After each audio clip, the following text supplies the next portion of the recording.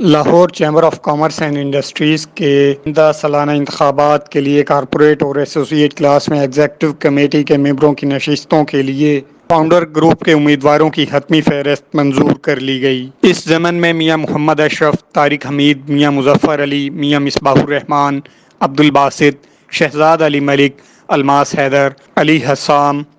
میاں زاہد جاوید پر مشتمل اعلیٰ سطح کے پینل نے گروپ کے چیئرمین افتخار علی ملک کی زیر صدارت طویل میٹنگ کی، جس میں تفصیلی طور پر تمام امیدواروں کے ناموں پر تبادلہ خیال کیا گیا اور ان میں سے 8 بہترین امیدواروں کے ناموں کی منظوری دی گئی۔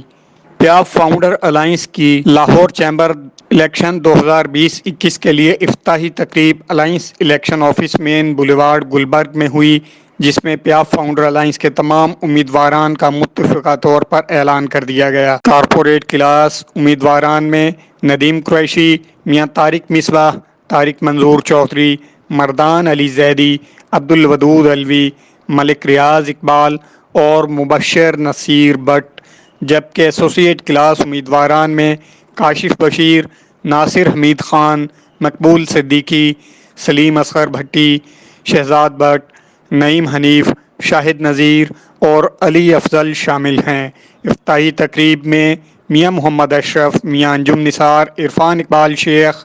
چیئرمین فاؤنڈر گروپ افتخار علی ملک اور دیگر تاج رہنماؤں نے تقریب میں شرکت کی۔